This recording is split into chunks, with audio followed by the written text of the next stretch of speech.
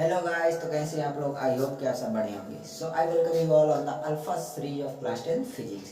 तो चलिए गाइस, आज हम बात करने वाले हैं ओम्स लॉ के बारे में। तो चलिए स्टार्ट करते हैं। ओम्स लॉ होता क्या है, ठीक। At constant temperature the current flowing through a conductor is directly proportional to the potential difference across its end, ठीक, अक्रॉस इट्स एंड। तो कोई एक कंडक्टर है, ठीक, इसमें कुछ पोटेंशियल डिफरेंस होगा, मान लेते हैं डेल्टा वी है। डेल्टा वी मतलब बोले तो वी हीट डेल्टा वी है, ठीक। मैं इसको डेल्टा वी को भी वहाँ लिखूंगा तो उस डेल्टा वी मतलब ये चेंज इन पोटेंशियल रहेगा, ठीक। अब इसके अंदर कुछ करंट, इलेक्ट्रिक करंट फ्लो हो रहा होगा, मान लेते हैं आई है, ठीक। तो होता क्या है, ये जो करंट लिखा क्या हुआ है, at constant temperature, temperature constant है, ठीक। The current flowing through a conductor, इस कंडक्टर में जो करंट फ्लो हो रहा है वो डायरेक्टली प्रोपोर्शनल पोटेंशियल डिफरेंस के, मतलब यहाँ से मैं बोल सकता हूँ I is directly proportional to V. V क्या है, ये डेल्टा वी ही वी है, हाँ। ये पोटेंशियल डिफरेंस है, ठीक। क्या है, पोटेंशियल डिफरेंस, ओके। हाँ, ये एट कांस्टेंट टेम्परेचर, ये किस कब बात हो रही है, at constant temperature, okay. Eight constant temperature जो इलेक्ट्रिक करंट होता है वो डायरेक्टली प्रोपोर्शनल डेल्टा वी के, मतलब पोटेंशियल डिफरेंस के। इसी को उल्टा पलट दीजिए, V is directly proportional to I, okay. अब V is directly proportional to I हो गया। अब प्रोपोर्शनलिटी हटाने के लिए कांस्टेंट लग जाएगा आर। आर होता क्या है मैं बताता हूँ, ओके। तो आर होता है रेजिस्टेंस, क्या होता है, रेजिस्टेंस, रेजिस्टेंस। अब रेजिस्टेंस क्या होता है, चलिए वो बात करते हैं, ठीक। तो अब हम बात करते हैं रेजिस्टेंस क्या होता है। The property of conductor due to which it opposes the flow of current through it is called resistance. देखो डेफिनेशन में लिखा है कि फ्लो ऑफ करंट को रेजिस्ट करता है यानी अपोज करता है। ये कोई कंडक्टर है, ठीक, कॉपर का ले लेते हैं, उसमें रेजिस्टेंस कम होता है, ठीक, देन अदर मतलब मेटल्स। ये क्या होता है, इसमें कुछ करंट फ्लो होता है आई, बट इसके अंदर कुछ रेजिस्टेंस होता है, मतलब इस कंडक्टर के अंदर, जो कि ये करंट का फ्लो होने से रोकता है, ठीक। इसीलिए तो अलग अलग कंडक्टर में अलग अलग करंट फ्लो होता है। लोहे में कम होता है, कॉपर में लोहे से ज़्यादा होता है, ठीक, आयरन से ज़्यादा होता है। इसी तरह होते हैं सब लोग। नाइक्रोम में तो बहुत हाई रेजिस्टेंस होता है, मैं बताऊँगा उसका यूज कहाँ पर करते हैं, ठीक। उसमें बहुत कम इलेक्ट्रिक करंट फ्लो होता है, ठीक। अब यही होता है रेजिस्टेंस, ये फ्लो ऑफ इलेक्ट्रिक करंट को रेजिस्ट करता है, ओके। अब हम बात करते हैं इसकी एसआई यूनिट क्या होती है। इसकी जो एसआई यूनिट होती है ना, वो होती है ओम। इसको जो ओम को रिप्रेजेंट कैसे करते हैं, ओमेगा से। इसको क्या बोलते हैं, ओमेगा, ठीक। अब हम बात करते हैं ये किन किन फैक्टर्स पर डिपेंड करता है, ठीक। ये डिपेंड करता है लेंथ ऑफ कंडक्टर पे, cross section area of conductor, ठीक। और ये डिपेंड करता है टेम्परेचर पे, टेम्परेचर पे, और nature of material, nature of material, okay, ठीक। इतने इतने फैक्टर्स पे डिपेंड करता है। अब बात करते हैं रेजिस्टेंस जो होता है टेम्परेचर पे अलग अलग कंडक्टर्स में कैसे डिपेंड करता है। नहीं, इससे पहले हम बात कर लेते हैं ना कि ग्राफ ऑफ है, मतलब potential difference versus electric current, okay. तो चलिए इसको मिटा देते हैं। आप लोग नोट कर लीजिएगा वीडियो पॉज करके और नोट बनाते चलिए, ये सबसे बेस्ट रहेगा, ओके, ताकि रिवीजन बाद में करने में आसानी हो। हाँ, तो अब हम बात करते हैं graph of V versus I, potential difference versus electric current, okay. तो इसका ग्राफ जो बन जाएगा वो कुछ इस तरीके से हो जाएगा, ठीक। इसका जो ग्राफ है वो एक स्ट्रेट लाइन बन जाएगा, ठीक, स्ट्रेट लाइन। इसका स्ट्रेट लाइन क्यों होगा, क्योंकि V डायरेक्टली प्रोपोर्शनल आई था ना, ये तो था। तो ये डायरेक्टली प्रोपोर्शनल आता है, इसलिए इसका ग्राफ स्ट्रेट लाइन बन जाएगा। ठीक, अब हम बात करते हैं हाँ कुछ ऐसे मेटल्स पे, हाँ जिनका मतलब बहुत ही ज़्यादा हाई रेजिस्टेंस होता है, जिनका यूज हम हीटिंग इफेक्ट के लिए करते हैं, हीटिंग पर्पज के लिए करते हैं। ठीक, तो जैसे कि नाइक्रोम हो गया, जैसे कि क्या हो गया nichrome, nichrome, manganese, manganese, Constantine, इसको यूरेका भी बोलते हैं। ठीक, कॉन्स्टेंटाइन को, इनका यूज करते हैं हीटिंग पर्पज के लिए, कहते हैं हीटर वगैरह में होता है, हीटर में हो गया, आयरन में हो गया, आयरन मतलब प्रेस, कपड़ा प्रेस करने वाला मशीन, वही इलेक्ट्रिकल डिवाइस। ठीक, तो इन चीज़ों में इनका यूज होता है। ओके, अब हम बात करते हैं कंडक्टर्स, रेजिस्टर्स, इंसुलेटर में रेजिस्टेंस किस तरीके से होता है।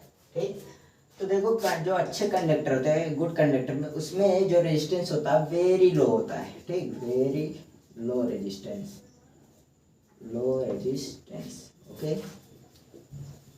और ये रेजिस्टर्स जो होते हैं ना, उनमें क्या होता है, उनमें कॉम्परेटिवली हाई रेजिस्टेंस होता है। ठीक, comparatively high resistance, high resistance. जैसे मैंने एग्जांपल बताया था ना नाइक्रोम वगैरह का, नाइक्रोम हो गया, मैग्नीज हो गया, कॉन्स्टेंटाइन हो गया। ठीक, कॉन्स्टेंटाइन, ओके, नाइक्रोम। ठीक, इसमें हाई होता है रेजिस्टेंस, जिसकी वजह से हम लोग करंट उसमें भेजते तो है, लेकिन इतना ज़्यादा रेजिस्ट होता है, मतलब हाई रेजिस्टेंस होने के नाते रेजिस्ट करता है फ्लो ऑफ इलेक्ट्रिक करंट को, जिसकी वजह से हीट जनरेट होता है। ठीक, तो इन्हीं का, इन सब मतलब मेटल्स का यूज करते हैं हम लोग हीटिंग पर्पज के लिए। ठीक, तो यही था। अब हम बात करते हैं इंसुलेटर्स में। इंसुलेटर्स में क्या होता है, इंसुलेटर्स में होता यह है कि इसमें मतलब इनफाइनाइटली हाई रेजिस्टेंस होता है। क्या होता है, इनफाइनाइटली हाई रेजिस्टेंस। ओके, जिसकी वजह से इसमें भैया करंट फ्लो ही नहीं होता है। ठीक, कितना ज़्यादा हाई रेजिस्टेंस होता है। ओके, तो अब हम बात करते हैं फैक्टर्स अफेक्टिंग इलेक्ट्रिकल रेजिस्टेंस। ठीक, तो जैसा कि हम लोग को पता है कि रेजिस्टेंस किन किन चीज़ों पे डिपेंड करता है, लेंथ हो गया, एरिया हो गया, ठीक, और नेचर ऑफ मटेरियल और टेम्परेचर। तो भी उसी के बारे में बात करने वाले हैं, किस तरीके से इफेक्ट करता है। तो लिखते हैं हेडिंग हम लोग का है effect of length of the conductor. ठीक, अब देखो भाई, जैसे रेजिस्टेंस क्या होता है, डायरेक्टली प्रोपोर्शनल होता है लेंथ ऑफ कंडक्टर। ठीक, मतलब लेंथ जितना बढ़ेगा कंडक्टर का, ठीक, उतने ज़्यादा रेजिस्टेंस बढ़ेगा। On increasing length resistance also increases. ठीक, आल्सो इंक्रीजेस। ओके, अब हम बात करते हैं effect of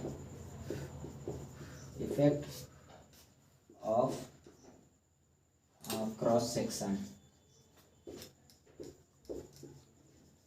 area of conductor. ठीक, area of the conductor.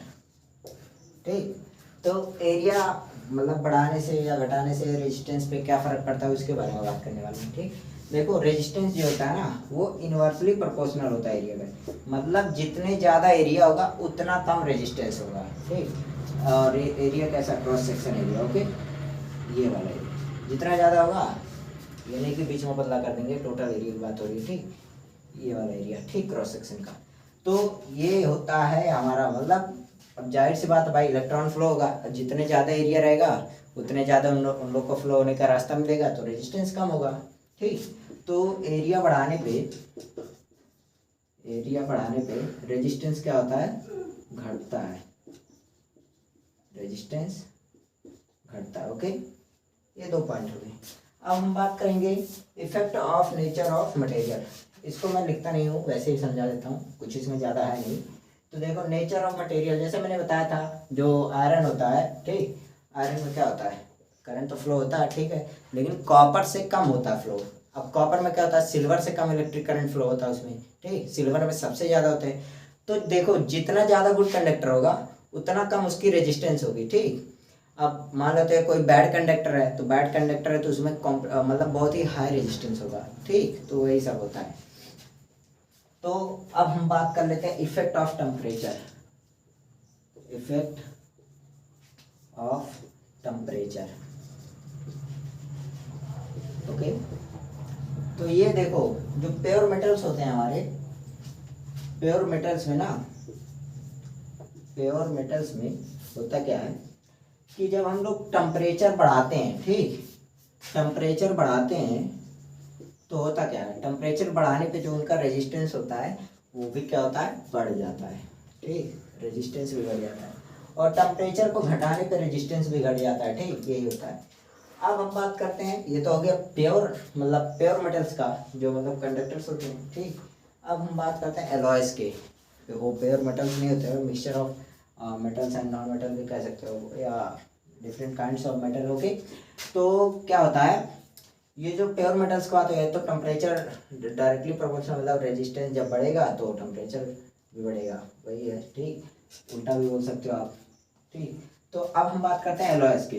Alloys में क्या होता है, हालांकि ये बुक में नहीं है पर फिर भी नॉलेज के लिए मैं बता दे रहा हूँ कि एलॉयज में टेम्परेचर बढ़ाने पे होता क्या है, टेम्परेचर बढ़ाने पे कोई इफेक्ट नहीं पड़ता रेजिस्टेंस पे, ठीक, रेजिस्टेंस पे नो इफेक्ट, मतलब पड़ता है, इतना कम पड़ता है कि उसको नेग्लेक्ट किया जाता है, ठीक।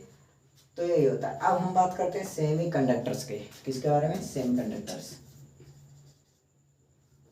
Semi conductors. सेमी कंडक्टर्स में क्या होता है भाई, देखो इसमें क्या होता है ना, टेम्परेचर बढ़ाने पे, ठीक, रेजिस्टेंस घटता है, इसमें उल्टा होता है, ठीक। तो ये तीनों पॉइंट्स आप लोग याद कर सकते हो, ठीक, मन के नोट कर लीजिए, काम आ जाएगा आगे।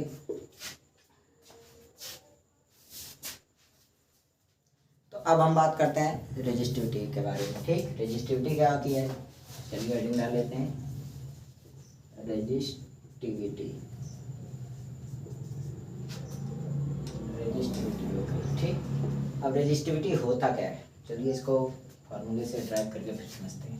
अब हम लोग को पता है कि रेजिस्टेंस डायरेक्टली प्रोपोर्शनल है लेंथ के, length of conductor, also inversely proportional to the its cross section area, okay.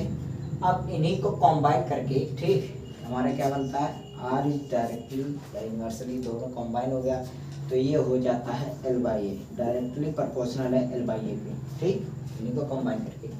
तो प्रोपोर्शनैलिटी हटाने के लिए एक हमारा कांस्टेंट लग जाता है L/A, और ये है हमारा कांस्टेंट जिसको हम लोग पढ़ते हैं रो, ठीक, रो, इसको पढ़ते हैं। तो देखो यही हमारा क्या होता है, रेजिस्टिविटी होता है, रेजिस्टिविटी। अब देखो रेजिस्टेंस एक कांस्टेंट है, ठीक, पर वो यूनिवर्सल कांस्टेंट नहीं है, टेम्परेचर पे डिपेंड कर रहा था, नेचर ऑफ मटेरियल पे डिपेंड कर, लेंथ पे डिपेंड कर रहा था, क्रॉस सेक्शन एरिया पे, ये भी यूनिवर्सल कांस्टेंट नहीं है, ठीक, यूनिवर्सल कांस्टेंट नहीं है, ये भी किस पे डिपेंड करता है, टेम्परेचर, वो मैं आगे बताने वाला हूँ, ठीक। तो अभी के जान लो रेजिस्टिविटी होता क्या है भाई, एक कांस्टेंट है जो यहाँ पर प्रोपोर्शनलिटी हटाने के लिए लगता है, ठीक।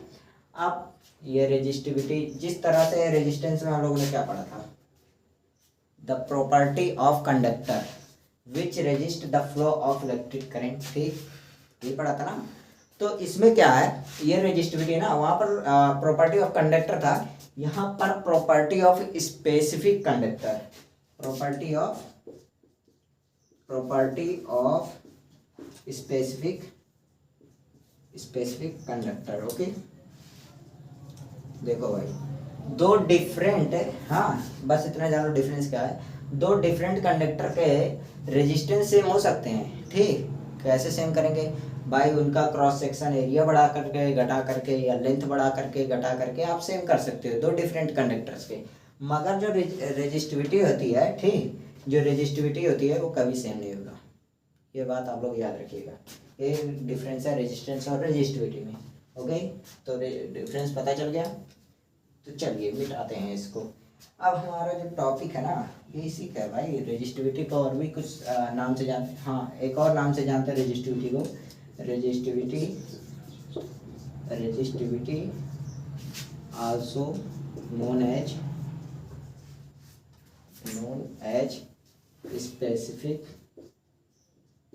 Specific resistance. ओके,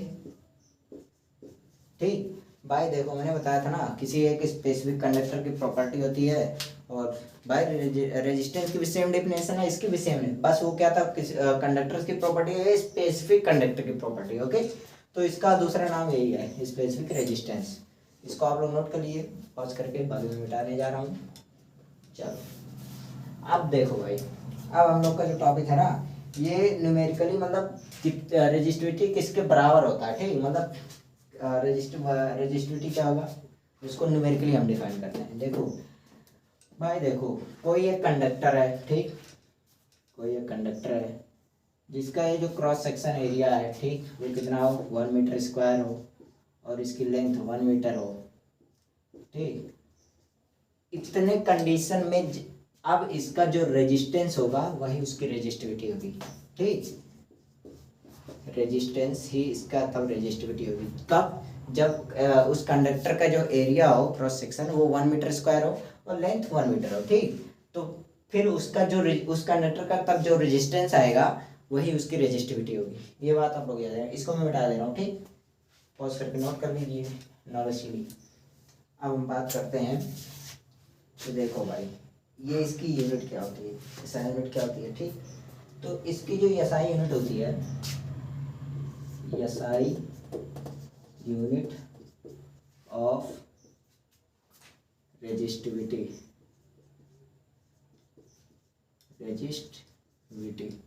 ओके, वो होती है ओम मीटर, ठीक, ओम मीटर, ओमेगा मीटर, इसको ओमेगा पढ़ाते हैं। ओके, मैंने बताया। तो ये होता है भाई, इसको निकाल भी सकते थे आप लोग। अब देखो हम लोगों ने क्या पढ़ा था, रेजिस्टेंस का फार्मूला क्या था, रो इंटू एल बाई ए। तो यहाँ से क्या हो जाएगा, रो की वैल्यू क्या आ जाएगी, आर ए बाई एल हो जाएगा, ठीक, यही तो होगा। अब रेजिस्टेंस का क्या होता है, ओमेगा होता है, ये सही में ओमेगा, ठीक, ओम, जिसको हम बोलते हैं, इसको ओमेगा पढ़ते हैं, ओम होता है। अब भाई यहाँ पर एरिया का क्या होता है, मीटर स्क्वायर होता है, लेंथ का क्या है, मीटर है, तो 1 मीटर से 1 मीटर कैंसिल हो जाएगा, बचेगा सिर्फ मीटर, तो ये आ गया हम लोग का, ठीक।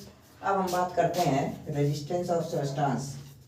हाँ, रेजिस्टेंस ऑफ सब्सटेंस, आगे क्या बोलने वाला हूँ आप लोग को तो पता ही चल गया होगा, चलिए मैं बताता हूँ। देखो रेजिस्टेंस ऑफ सब्सटेंस हम लोगों ने पढ़ा, टेम्परेचर, नेचर ऑफ मटेरियल, और उसके बाद थिकनेस पे भी और लेंथ पे भी डिपेंड करता था।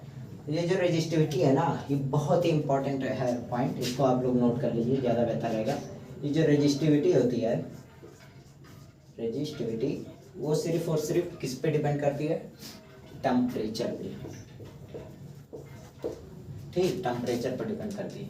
बाकी ये ना थिकनेस पे डिपेंड करती है, ना लेंथ पे डिपेंड करती है कंडक्टर के, ना और किसी, हाँ, और मटेरियल पे भी डिपेंड करती है, ठीक। मटेरियल, डिफरेंट मटेरियल का मैंने बताया कि उसकी अलग अलग रेजिस्टिविटी होता है, ठीक। अब हम लोग बात करने वाले हैं ना कि जो हमारे पास नाइक्रोम वगैरह, जैसे नाइक्रोम वगैरह हम लोगों ने देखा, नाइक्रोम और मैग्नीन हो गया, कॉन्स्टेंटिन हो गया, इन लोग का जो रेजिस्टिविटी होता है ना बहुत ही हाई होता है, इसलिए हीटिंग पर्पज़ के लिए यूज करते हैं। तो बस रेजिस्टिविटी को मैं इतना ही रखना चाहूँगा, बाकी की जो कॉम्बिनेशन ऑफ रेजिस्टेंस वगैरह है इसका हम लोग नेक्स्ट वीडियो में कवर करेंगे, ठीक।